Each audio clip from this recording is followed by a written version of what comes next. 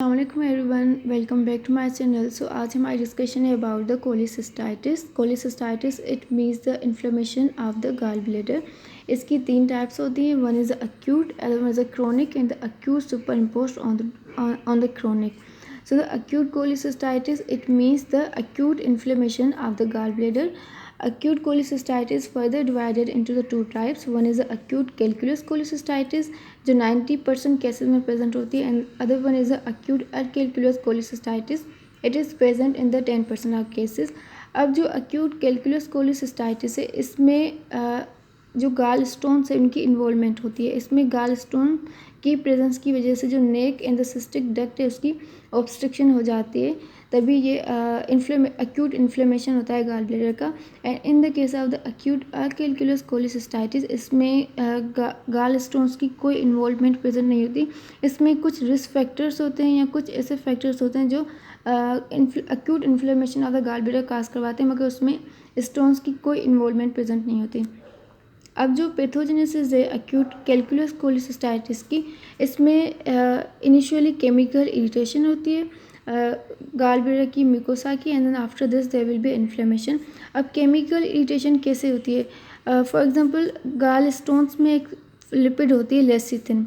Lecithin की hydrolysis होती है इनटू द लाइसोलेसिथिन में with the help of the phospholipase enzyme जो म्यूकोसा में प्रेजेंट होता है within the mucosa of the gall bladder.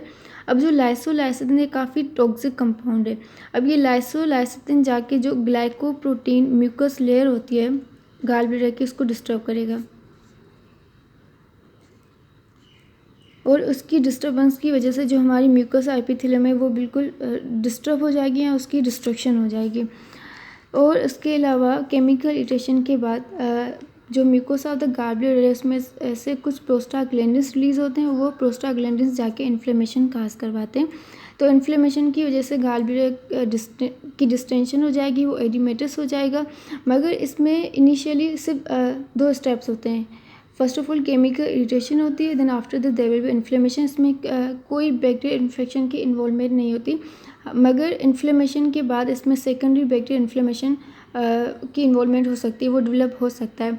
अब वो पेशेंट्स जो जिनमें डायबिटीज़ मिलाइटिस होती है, मतलब जो डायबिटिक पेशेंट्स होते हैं विद सिम्टोमेटिक गाल स्टोन्स, उनमें ज़्यादा चांसेस होते हैं कि वो अक्यूट कैल्कुलस कोलिसिस्टाइटिस को डेवलप करें. अब जो अक्यूट कैल्कुलस कोलिसिस्टाइटिस है इसमें कुछ कंट्रीब्यूटिंग, इसमें एक्चुअली क्या होता है कि इसमें इस्कीमिया हो जाती है. इस्कीमिया के कुछ कंट्रीब्यूटिंग या रिस्क फैक्टर्स होते हैं. जो रिस्क फैक्टर्स हैं उसमें सीवियर ट्रामा हो गया, severe burns and the multi system organ failure and the diabetes mellitus are there may be immune suppression, या फिर जो पोस्ट ऑपरेटिव स्टेट होती हैं. इन सब कंडीशंस में चांसेस होते हैं, ये रिस्क फैक्टर्स हैं, उनमें चांसेस होते हैं कि अक्यूट कैल्कुलस कोलिसिस्टाइटिस डेवलप हो.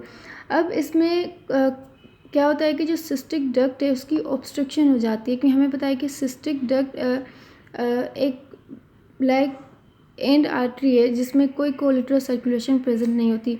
तो अगर उसकी ऑब्स्ट्रक्शन हो गई तो यकीनन इस्कीमिया होगी, या फिर जो blood supply to the gall bladder mucosa वो कॉम्प्रोमाइज़ हो जाएगा और इन्फ्लेमेशन होने के चांसेस ज़्यादा होते हैं. अब ये तो हो गए इसके रिस्क फैक्टर्स, मगर जो कंट्रीब्यूटिंग फैक्टर्स होते हैं उसमें या तो गाल ब्लेडर की स्टेसिस हो जाए, या फिर विस्कस पाइल की एक्यूमुलेशन हो जाए, या फिर इन्फ्लेमेशन एडिमा. ये सारे कंट्रीब्यूटिंग फैक्टर्स हैं जो गाल सिस्टिक डक्ट की ऑब्स्ट्रक्शन काज करवाते हैं.